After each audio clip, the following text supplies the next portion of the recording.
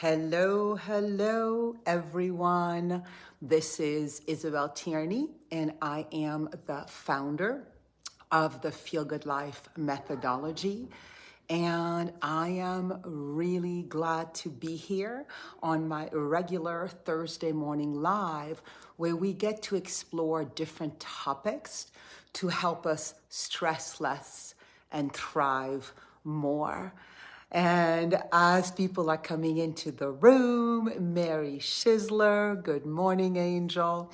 I was telling somebody about you yesterday, and I was telling them how for 2 years, I think, right, Mary, you did not miss one sacred Sunday, and it was only because you moved that you finally missed it. Good morning, Bren. So imagining, right, that we are walking into this space. Good morning, Nika. That we're walking into this warm room. Hold on, I'm gonna make my height a little bit less high of the ceiling. So imagining that we are walking into a warm room. Good morning, Sarah. And we're all getting to see each other and to say hello to each other. And Joanne Bernardi is in. Well, yes, thank you, Nika. I actually, I am so funny, right? Because, most people would not give away the secrets, but these are actually not my bangs. These are bangs that I can clip on, and I love them. Good morning, Elise. It's good to see you. Good morning, Alana. I think some of you have seen my posts. I have spent like 59 years just having no clue what to do with my hair. And in the last couple of months, I've been like, okay, I want to learn to do different things. And so I got these bangs, and this morning I was like, that's what I want. And it's so fun. I've always had this envy of people who know how to do different things, because with this one, I feel different than when my hair is curly or when my hair is just front and straight. So good morning, Kara. Good to see you. Oftentimes pictures are showing up from our hike in Montana. Yes.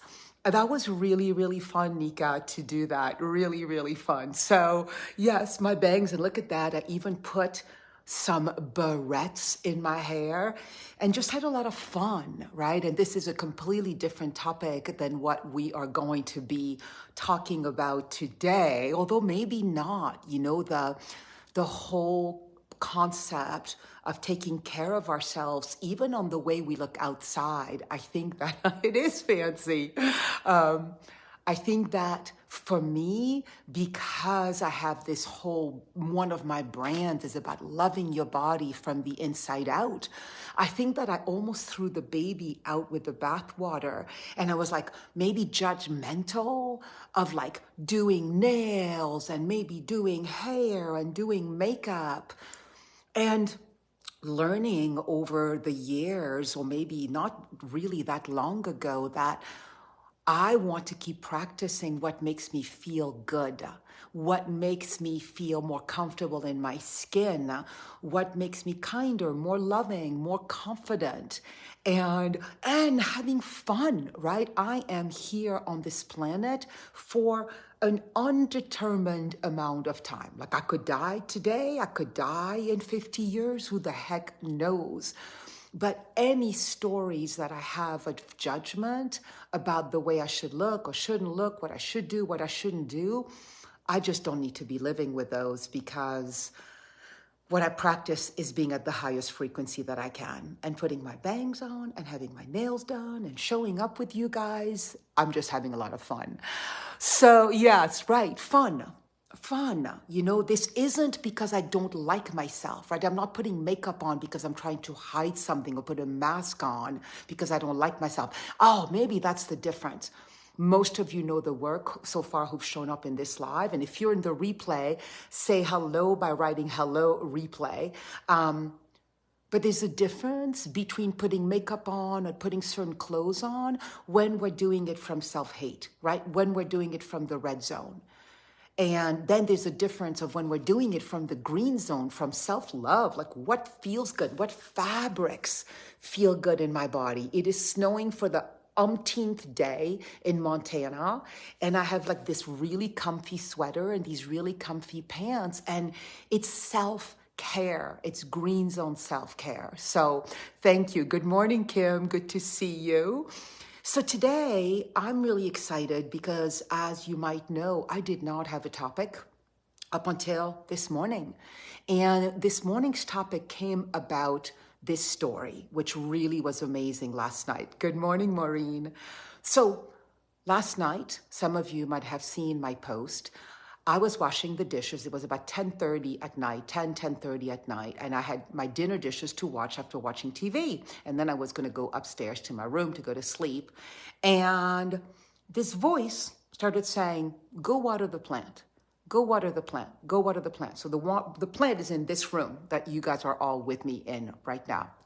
And I'm like, I don't want to water the plant. I think I just watered it a few days ago. Right? We're going to talk about all the ways we resist listening to our intuition. And but the voice was strong. And, I maybe anthropomorphize plants, maybe not.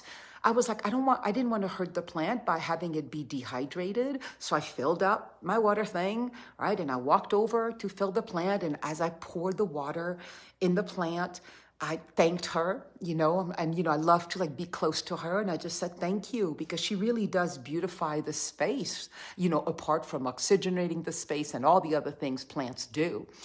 And as I turned around to go back to the kitchen, something made me look down, and the candle that is right by my Buddha, you guys have probably seen the picture.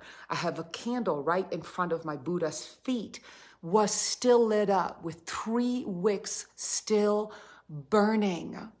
It had been going since 7 o'clock, 6:30 that morning. It was now 10:30. So it was like 16 hours later.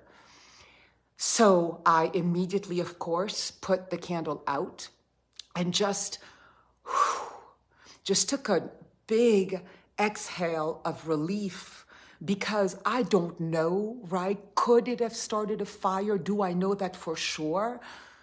I don't know, but what I know is the chance of starting a fire was there. And because I listened to that voice and followed it, right? I know, right? Good morning, Alex. Because I listened to that voice, followed it, I was able to prevent a possible fire. So this morning in meditation, I was like, oh, well, that's what we're going to talk about today. And first of all, before I start, I'm going to teach you 4 steps of how to listen. We can call it intuition, God, spirit, right? I have been reclaiming the word God for me. So the ebook you're going to receive, if you want the ebook, you're going to write your email in the thread. There's a beautiful ebook about the 4 steps to listen to God. But if for you're more comfortable with intuition, it doesn't matter. What we're talking about is this voice deep inside of us that guides us. And we all have varying degrees of how much we are guided by that voice, right? So if you were to say on a 1 to 10, 10 is I am 100% of the time guided by that voice. 1, I am never guided by that inner voice. I don't listen to it. Whether you call it intuition, spirit, God, 1 to 10, how much do you listen currently to that voice to guide your life? Write that. Oh, thank you for writing your emails. Great. So, and write on a 1 to 10 right now, how much do you listen to that voice? So right now, what I'm seeing is a 7. Who else? How much are you letting yourself be guided by this inner voice? And then I want you to write how much of the time, like on a 1 to 10, do you want to be guided by that voice? How much do you want your life to be guided by that voice? So yeah, Alex says, I ignore it a lot, I think. 5, Nika says 5, says, I'm not sure when it speaks. I love it. What you guys are talking about are all the ways we stop ourselves from listening to the voice. And we're going to talk about exactly what you're talking about. 10, Maureen is a 10. Bren is giving me, thank you, Bren, 10. I want to be guided. And why do we want to be guided? Why do we think that voice is worth listening to and getting guided by? Like, what are some of your thoughts about that? Some immediate thoughts that come from experience to me. One, like yesterday, I prevented, like an actual tragedy was prevented last night because I listened to that voice, right? Had I not seen my candle still being lit, it could have turned, started a fire in my house. Kara says she listens now more than ever. I have often ignored it. So it's more like an 8. I want to be guided 10-10. Mary says 9.5. Joanne says she's currently guided a 5 to 6, but would love to be at a 10. Kim would love to be at a 10. Bren says she's at a 5 and that has to be improved. So it seems like in this community, we all want to live our lives guided by God, because in my story about God, God is unconditional love, right? That's number one. Number two, God always has the highest win-win outcomes, because I'm not really interested in creating a life in which an outcome is win-lose, right? I don't want to feel good and stress less and thrive more in my life and have you have less and stress more and thrive less. I want to live a life in which we are in a win-win situation. Win with me and win with you. Win with me, win with the planet. Win with me, win, with the people that maybe I don't get so much along with. And so I truly believe that because God holds a much wider lens of the world, listening to God allows us to create a more win-win outcome. And, most of the time it's like win-lose, right? Like, oh, I'm going to take care of myself and feel good, and you're going to feel less good, right? Or the other way around, we give ourselves up so that other people will feel good, but then we've sacrificed ourselves and then we don't feel good. That's not the way I believe God works. And then the other thing is, right? I mean, if we say really simple about why would we want to listen to God and let our lives be guided by God, it's because God is capable of miracles, of infinite possibilities, while our little tiny human brains, which are lovely and ensure our survival, but our little tiny human brains, and I'm comparing to the breadth and Raya was calling it the majesty of the divine consciousness, we just know like 0.1% of what's possible. 0.1%. And to me, the more I live my life surrendered to God and listening to that voice and following that voice, the more my life becomes full and joyous and rich and miraculous, and like events that I could have never predicted show up in my life. Do you feel like that too? Like if you look at your life, how many of the most potent events that have happened in your life were things that you planned? For me, almost none, right? It's like, I'm thinking about meeting Brian, for example, right? Like all the freaking things that it took to have me walk down the stairs on March 1st, 1985, and see this man who was right at the right place at the right time for me to be like, that man is cute. And I just like beeline straight to go talk to him. Like, what did it take? I didn't wake up that morning and say, today I'm going to meet my man. It was the miracle of the divine consciousness of God. So I want to talk about the 4 steps to listening to God, because it seems to me that so often it gets so fuzzy, and different religions and different spiritual philosophies have different ways of explaining it. And I think many of you were writing, good morning, Matthew. I think that and good morning, Victoria. I think that many of you were writing like, I don't know how to listen to God. Who has that? Put your thumbs up. I don't know how to listen to God. Who has that? The other one is, I hear the voice, but I don't want to listen. And that could be because you're scared to listen, or because you don't trust, or because you prefer to stay in safety, right? There's all the things. You have to know, what is it that stops you from living at that 10? That 10 is like, I am fully surrendered to God. I am fully listening to God. You have to know what blocks you from that so that you can make the changes you need to unblock yourselves and really learn how to listen. Yeah, trust. I don't hear clearly, some people say. I do at times, right? Like we can be inconsistent. We listen sometimes and not others. And what's cool about that is then we can do experiments.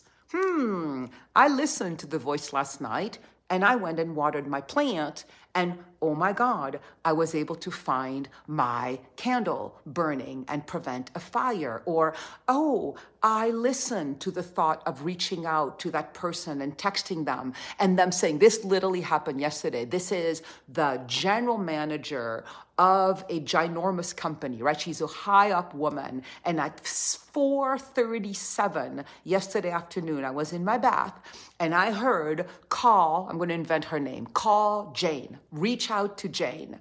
And I reach out to Jane and Jane writes me back and she said, I was on my way to the 6:39 Eastern, so 4:39 train, and you came into my mind and I was feeling like I really needed to reach out to you and set up some time for us to connect. Within 2 minutes of each other. Now, had I listened, text Jane, and had I been like, no, I'm in the bath, I don't need to, I'll do it later, I would have missed the connection. And it would have been fine maybe, except it missed the magic. Jane was like, this is incredible how we are connected. And it confirmed and solidified for us the strength and the importance of our connection, right? So it's really the more we learn to listen and the more we follow up, the more your life becomes filled with moments like that of like, oh my God, chills, confirmations, synchronicities, and life becomes like a playground as opposed to what the rational mind tells us to do, right? You gotta wake up in the morning and you gotta brush your teeth and you gotta do this thing and you gotta work out. I mean, it's all fine. We want our minds to be engaged in our lives. We just don't want them to be the boss of us. We want them to be the ones that follow what God tells us and not the ones that lead. Does that make sense? So let's get started. How to hear and be guided by God. Step number 1, set up the sacred space for it. And if you want the ebook, right, those of you just coming on, that way you don't have to take notes, share your email in the thread and I'll send you. It's really, really beautiful. And Raya she's going to change it a little bit, but it's like, so you'll see like the common ways we block messages from spirit. It is this beautiful ebook. I'd completely forgotten that I had it. That happens with me a lot. I have so much content that I forget. Okay, so back to step number 1. You set yourself up for the sacred. So setting yourself up means you have to dedicate some time for the sacred. Because if you don't dedicate time, how are you going to hear spirit? I mean, think about when you fall in love. When you fall in love, you spend a lot of time with your beloved, right? You hope you see them every night. You text them in the morning. You get into a phone conversation with them. You want to spend time with them. Ideally, if you want a full-on relationship with God, you set yourself up to give God space. And there are two ways we do that. One is a regular meditation practice. So I wake up, many of you know, every morning around 6:30. I come right onto this couch, light the candle, and bring my journal out, and I spend the next hour or so meditating, journaling, meditating, journaling. And if I do that, my whole day changes because I have given time to the voice that lives underneath the ego, underneath the doer, because the doer does not have creativity. The doer is not the creator. The doer is the doer. The doer is supposed to be the one who does the doing from the creator. So you have to give time to the creator. And then the other piece, right? Regular meditation practice, ideally every day. Again, you're talking to the beloved. Why wouldn't you make time? And if you can have just 15 minutes, 11 minutes, doesn't matter. Some of you who still have kids that are growing, you can do it at night before you go to bed. Like, it doesn't have to be complicated, but the more you practice this regularly, the more likely you're going to be to get clear about when God speaks to you and then to trust to follow what you hear. So the other thing that I do is throughout the day, I try to take at least a minute or two to pause, slow down. Let's even do that right now, right? Slow down, come back into my body, stop doing. And just say, one of my favorite sentences that actually Brian taught me is, what would you have me know, God? Or whatever you want to call it. What would you have me know in this moment? And so we're going to talk about the different ways God communicates with us. But so sometimes I'll pull a card. I have my cards right next to my computer. Or sometimes I'll just journal something. So setting yourself up throughout the day. One of the really big, important tricks for you to know, you don't have to be all blissed out to connect to God. My sentence about that is, come exactly as you are. So often we either wait till we're in the perfect mood, like, oh, I have to be so perfectly like blissed out and peaceful. That's the only way I'll connect to God. Or for many of us is we like wait till there's an emergency, right? Like until there's a crisis. Okay, God, I'll do anything. God, I'll do anything. Show up exactly as you are. Happy, sad, angry, disappointed. You don't have to put either a mask of prettiness for God, or you don't have to wait till an emergency to connect to God. I'm noticing in myself right now how grateful I am to be here with all of you having this conversation. This reclaiming of the word God that I really did a couple days ago. I can feel it, how important this is. So, step number 1, set yourself up for the sacred. You guys got it? You guys all in? Are you committing? Set yourself up for the sacred. Hi, Adrienne. No worries about being late. I'm just really starting with the 4 steps. Step number 2. Hold on, I want to make sure I get it right. Listen. So listen. Often, right, think about the way you listen to others.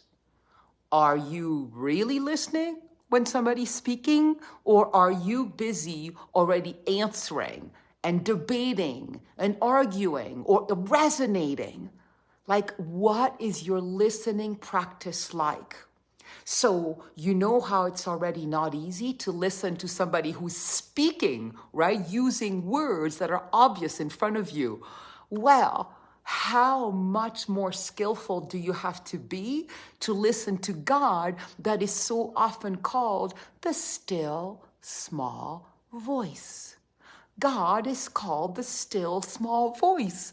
So if you want to hear God and then let yourself be influenced by what you hear, be guided by what you hear, you better freaking practice active, unattached, unassuming, curious listening.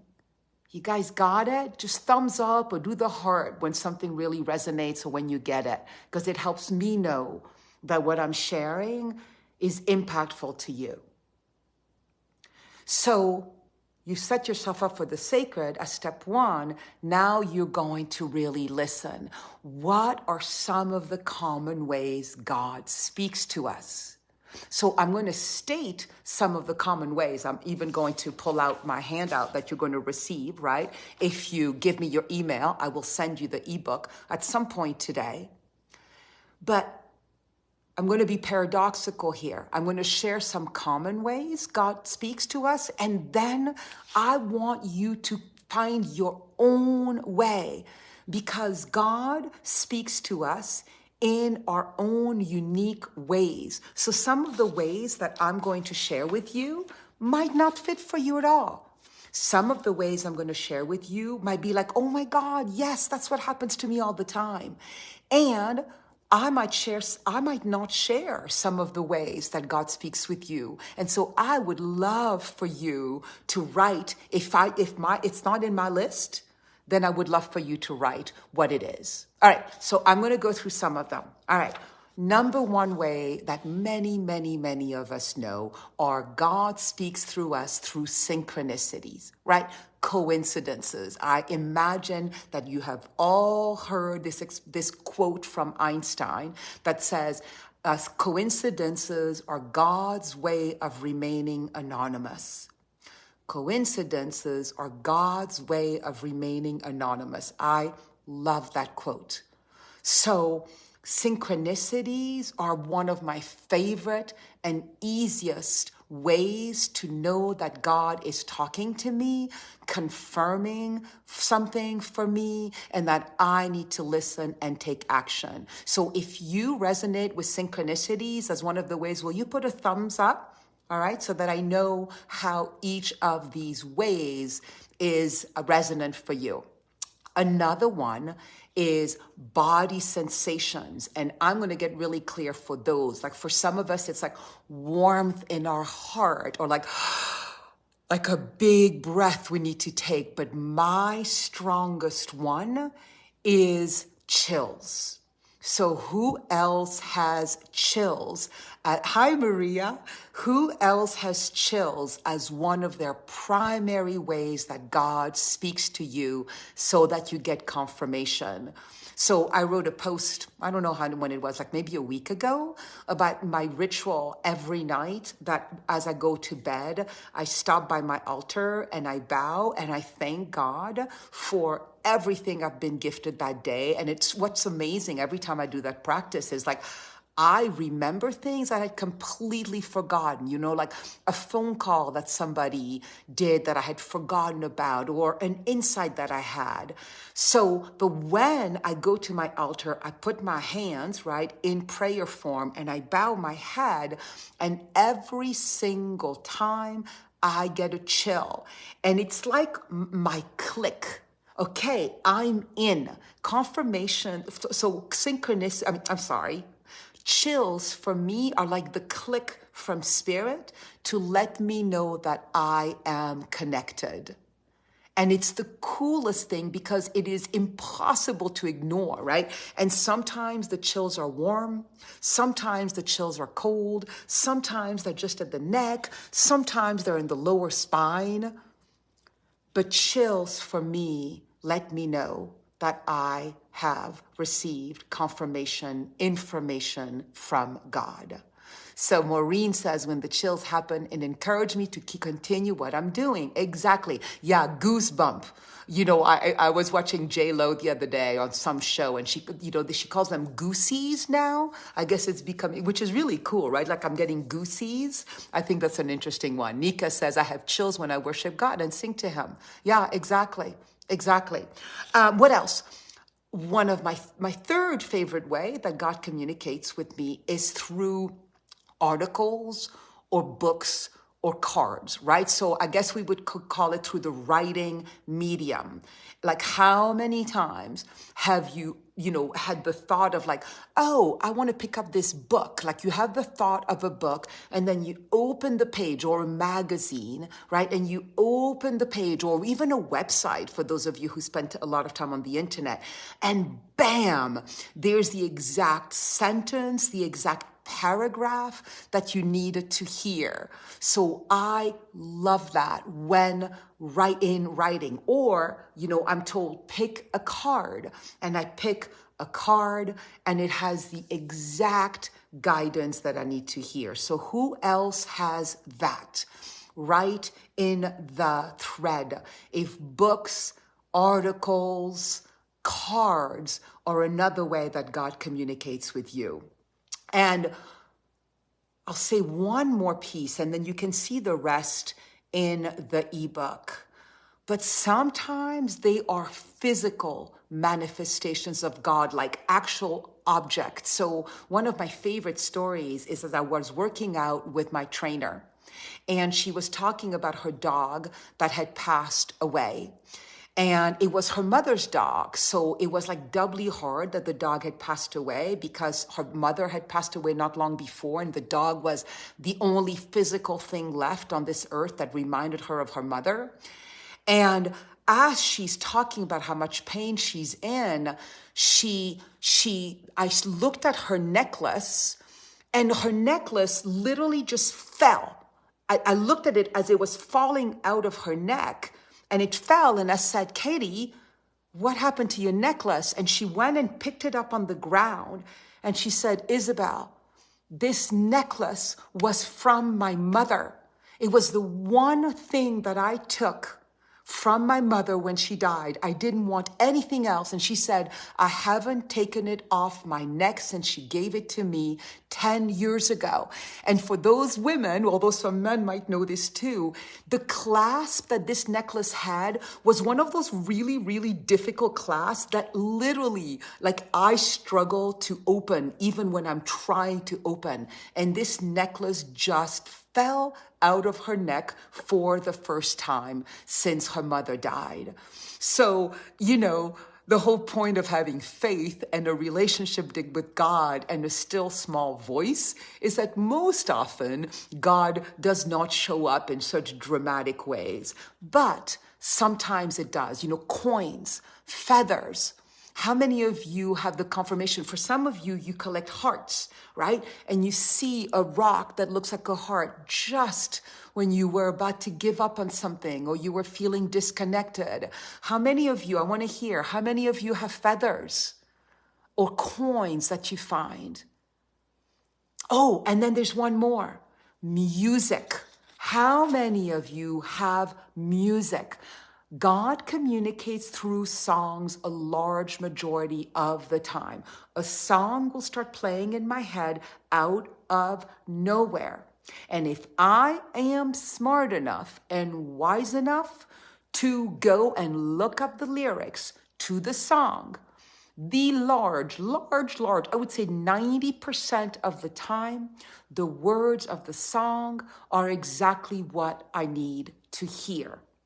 So that's another cool way. And by the way, when we're talking about books, it can be spiritual books. I know many people use the Bible, right? That's what I'm talking about. But it doesn't always have to be a spiritual book. Sometimes it's even a fiction book. Like the other day, I opened to a fiction book that I read every night, and I forget what the sentence was, but it was literally exactly an insight I had gotten earlier that day that was really important, that the fiction character in the book was saying the exact same thing. I'm like, how does this happen? So let's check in, right? We've just covered step number 2, the various ways that God speaks to us. And the more you choose to trust, right? You've got to take a leap of faith and say, I'm hearing a song, and you can be cynical. Meh, that's nothing. No, I'm not going to open the book. Well, it's just a coin. You get to decide how magical you want your world to be. Like, through what lens do you want to look at the world? Through the lens of cynicism? Or do you want to look at the world through the lens of magic? I'm going to ask you this question again, and I want you to write the answer. If you're live, write it right now in the thread. If you're replay, write it afterwards. How much do you want to look at your life? Do you want to look at your life through the thread, through the lens of cynicism and doubt? Or do you want to look at your life through the lens of magic and taking leaps of faith? And, sometimes I'll tell Brian, I can't believe this thing's happened. He's like, well, you're just putting meaning on. Yep, I'm putting meaning. Yep, I'm putting meaning. And I am saying that my hearing this song and am I looking at this lyrics, or am I seeing this feather suddenly on the couch that could be rationally explained? Well, the couch let go of feathers, right? It's getting a... I am choosing to see the world with magic. I am choosing to, and the more I choose to see the world through the eyes of magic, like a child, right? Children, I think there's an expression in the Bible about it's children who go to heaven. They don't just mean children. They mean us having an attitude of childlikeness, of openness to magic before traumas and cynicisms and the turbulence of life have made us hard. Oof. We don't want to live our lives hard. We don't want to live our lives with cynicism. We want to live our life like children, open to magic. You guys in? I want freedom from overthinking. Magic, please. Yeah. We'll talk, you know what? Maybe I'll make that the next week. Like, how do we not overthink and open to magic instead? Okay. So in the ebook, you're going to have, there's actually an exercise about what are the ways God speaks to you. And I want you to spend the whole week looking at that. Explore that. Again, you are developing an intimate relationship with God. It will never stop, right? I am still developing my relationship with God. It isn't done. It isn't like, oh, I got all the ways God talks to me. I'm done now. It's always new. So practice, get curious, have fun, jot it down. Oh my God. And start following the breadcrumbs, because God very rarely communicates in linear ways. God, at least in my experience, communicates by giving us breadcrumbs. You know the way I think about it? I think about it as a tapestry, that God gives us pieces of this tapestry. And sometimes the piece that God gives us is like a tapestry of something that's going to happen a year from now that we don't really understand. But if you keep track, if you keep journaling, a year later, you'll be like, oh my God, that's why I had that vision. That's why the card said this. So don't look for linearity when you listen to God. And don't worry if you don't understand the message. It will not always be clear. What is important is for you to write it, to acknowledge it, to write it. And if it is clear, let's go to step number 3. Take action on what you hear. So step number 1, set yourself up for the sacred. Step number 2, listen to all the various ways God speaks to you. And step number 3, take action on what you hear. This is where many of us stumble, right? Some of us stumble at step 2. I don't know. I don't know how God communicates with me. I don't know how to listen. Many of us also get blocked at step number 3. We hear a voice saying, hey, reach out to blah, blah, blah, or go to the mall to pick up a thing. You're like, I don't want to go to the mall. It's snowing. And then if you had gone to the mall, maybe you would have seen this person that you were supposed to meet. Like, you just don't know.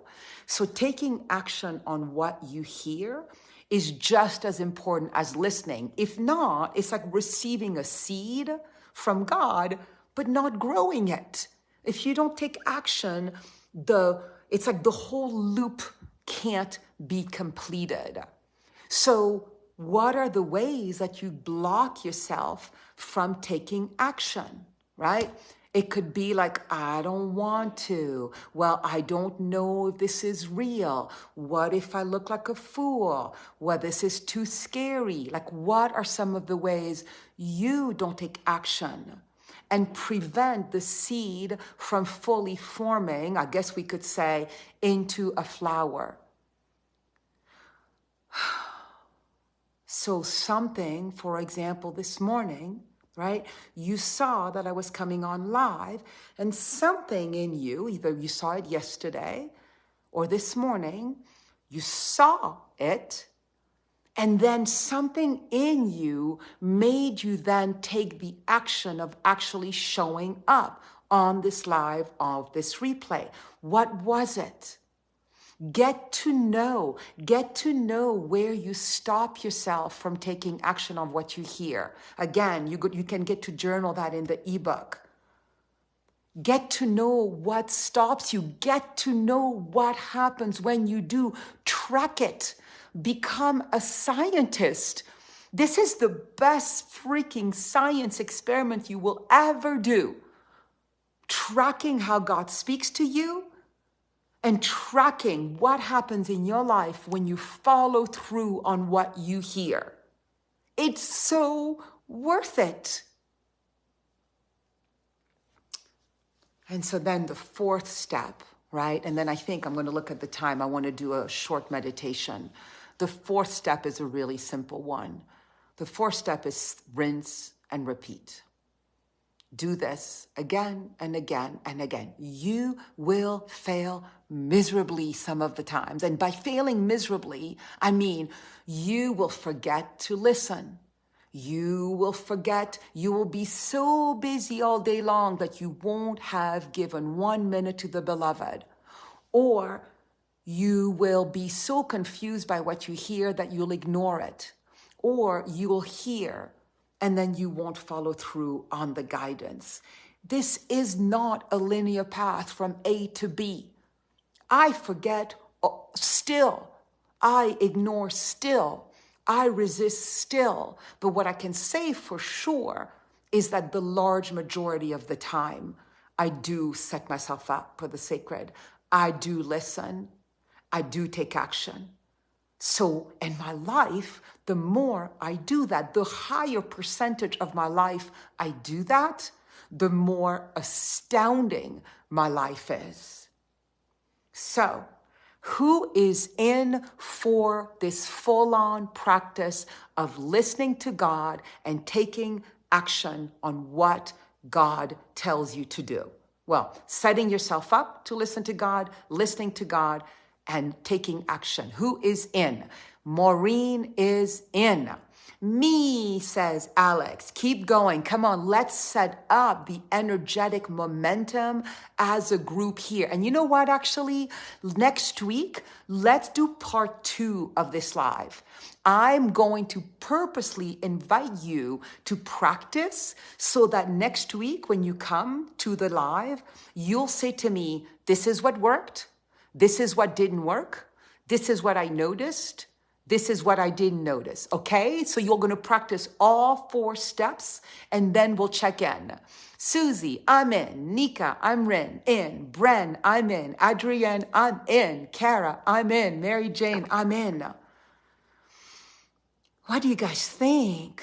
Each and every one of us choosing to give time to God, to listen, and then to take action. What do you imagine is the kind of world we will create if every one of us becomes skillful at that? I talk often and more again about heaven on earth. Heaven on earth isn't bypassing our humanity. Heaven on earth is living a life that is guided more and more and more by this higher force of consciousness, of love that we call God. And we show up in our lives more confident, more compassionate, kinder. more playful, more curious, more open, more relaxed, because we don't have to hold on and to mistrust and cynicism and fear and defensiveness. When we surrender to God and choose to trust, because we get increasing proof, right? As we practice what we're talking about today, you become more and more relaxed. You go more and more with the flow. You stop fighting reality. Like the fight against reality is literally the greatest source of all of our suffering. There's this Buddhist monk's quote that says, all of our suffering lies between the way things are and the way we wish they would be. You got it? Somebody wants to write it down in the thread so we don't forget. All of our suffering lies between the way things are and the way we wish they would be. So let's go ahead and close our eyes. And I'm going to do what I'm practicing, right? I have no clue what the meditation is going to be, but I'm going to surrender to God and trust what it is that unfolds, that it will be for the highest win-win for each and every one of us in this live or this replay. So let's go ahead and close our eyes and bring your attention to your breath. And what are you noticing about your breath and about your state of being in general right now? On a 1 to 10, 10 is you feel really good and open and spacious and inspired and alive. And 1, you feel constricted and tight and cynical and doubtful and restricted and constricted. Just let the number come to you right now. You don't have to write it down.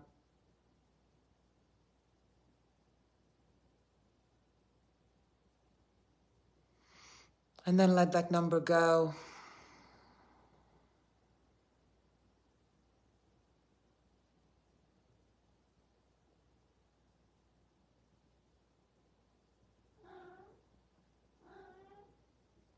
There is a voice inside of you, a state of consciousness of unconditional love that lives at the very core of you.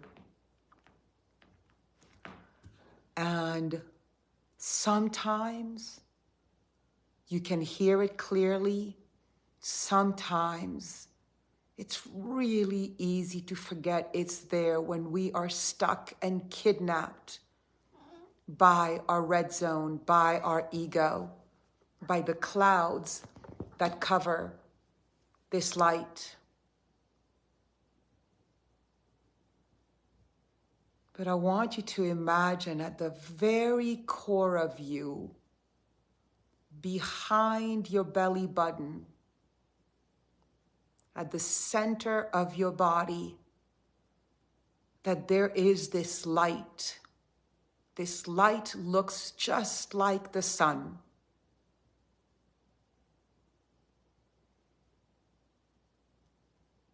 And as you keep breathing and acknowledging this light, as you keep inhaling and bringing more energy, more of your attention to this light gets brighter and bigger and brighter and bigger. And don't worry if your rational self does not believe what's happening right now. Your rational mind will never believe this. Just let that rational mind go. Let the cynic, the doubter go, and keep breathing into this light.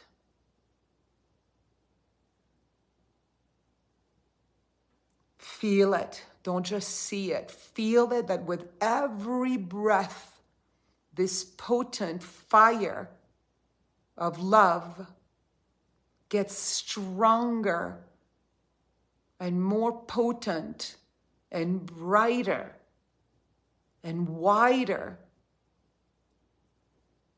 radiating and radiating and radiating farther and farther and farther outward.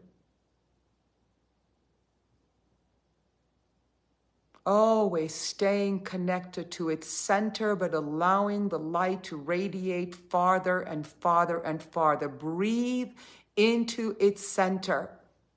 And the act of breathing and growing the light and strengthening it and brightening it allows the light without any effort to radiate farther and farther. Maybe it radiates into your house. Maybe it radiates into your state. Maybe it radiates out into the planet. Maybe it radiates out into the universe.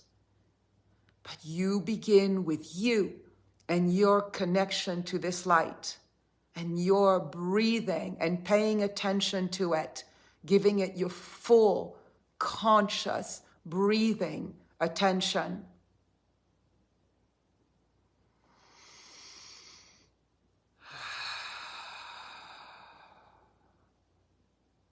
This light, this place has all the answers that you need.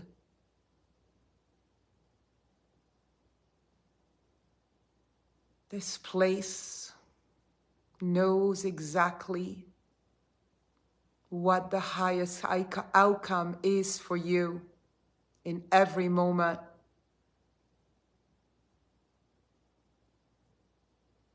This place loves you, knows you, tends to you, watches over you.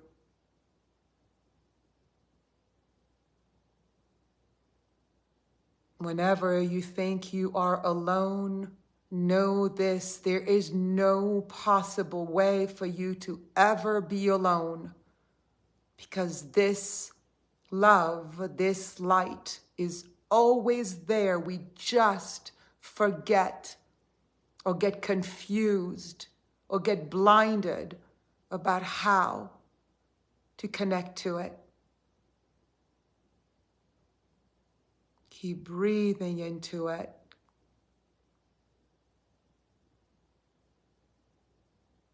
And the more you practice what we've learned today, the bigger, the wider, the denser the bridge becomes between your rational self and this place, so that one day it will be a wide open path, and your capacity to live your life hearing God and being guided by God will be so smooth and easeful and joyous.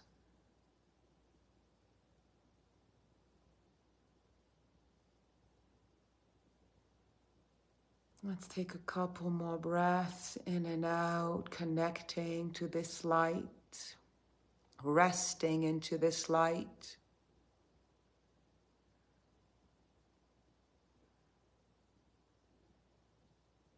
Keeping the light turned on for the rest of your day and opening up to the ways God will speak to you today, and committing to taking action on what you'll hear.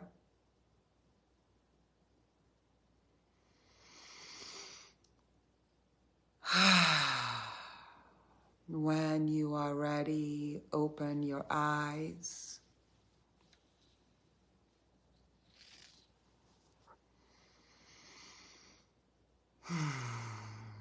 What was present for you in the meditation? Share a highlight maybe before we complete. It was very strange when I opened my eyes and I saw myself there. I had this strange moment of like, who's that? I think I was so deep into the light that it was almost like when I opened my eyes, I did not recognize my human form. It was a really strange experience. Who wants to share? I'm going to wait another minute or so. I know you might be just coming out.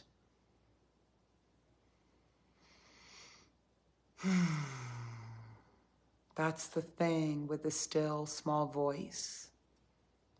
It is a still, small voice. It is not easy to hear. It is not always easy to recognize. It requires time, patience, curiosity, more patience, more active listening. But I promise you, with everything that I know, it is worth your time and your attention. Didn't want to open my eyes, Alana says. Yeah, right? We can go so deep. Now, the thing about it is we can open our eyes while practicing staying connected deep inside. Often, when we open our eyes, it's like we leave the inside and we go back to being externally oriented. I think an incredible high skill is to stay connected to the inside and be connected to the outside. You're feeling such peace, Alana. I'm so glad. Maureen, I like and was touched by keeping the light switched on. Yeah. Sarah, I felt the pull to stay there, to keep listening. Yeah, maybe sometimes we should just end the live with our eyes closed, right? And not open up in a tidy and complete in a tidy way. But I love to hear you guys' experience. Trust the light. Trust yourself. It is okay not to have all the answers before starting. Leap. It is when God tells us to do something, I would say in my life, the large majority of the time, I have not had many, if any, of the answers to why and the reasons why I was supposed to leap. It was just annoying. Why was I supposed to water my plant at 10:30 last night? It takes that kind of trust to do the thing even when our rational mind does not understand why. That's what faith is. Faith isn't you get all the proof. Faith is you do it even without all the proof. Sound good? Wow, this was way longer, way richer, for me, way more pleasurable than I even imagined. I could go on. Maybe I'll do a half-day training or something. Would people be open? Are people interested if I offered maybe before Christmas, like a Saturday morning Zoom masterclass where we go more deeply into how to listen to God? You know, that we could practice in real time. We could get shares. We could do meditations for every step along the way, right? We could really slow down the steps. Yes, yes. Insanely fantastic. Oh my God, yes. Yeah, great, yes. So I'll do a half a day and I'll probably charge. I will make it so that it's easy for you guys to access, but let's do a live. This was really, really rich for me. Yes, you don't even have to finish your thought. Yes, yes. It will be incredible. Yeah, and let's do it before Christmas. Today is December 1st. Today, well, some people say Advent began before, but the way I have learned to see Christmas is by seeing the birth of Christ. And for me, the birth of Christ is like the birth of my heart in a bigger way, right? The birth of unconditional love on this earth. How do I show up? And so I have an Advent calendar. I'm going to go open it as soon as we hang up. And it's the chocolate. It's the Lindt chocolates. And I bought one for Leo, for my grandson too. And also I bought a candle. You know, I'm European, so I grew up with candles that you burn down. It has the numbers 1 to 24. And so I'm going to burn every day to the day. So why don't we do one before Christmas? Gosh, I wonder what the 11th is.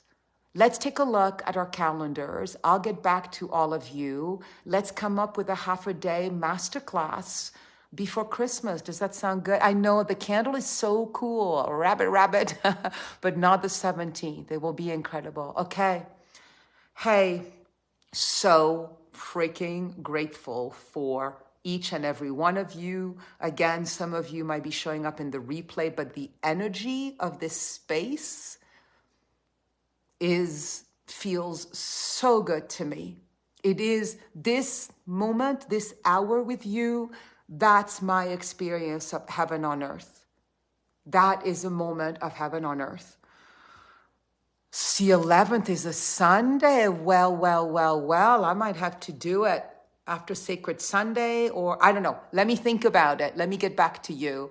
And thank you for showing up the way you are. Thank you for your curiosity. Thank you for your dedication. Thank you for listening to the voice that told you to listen to this live. See you soon.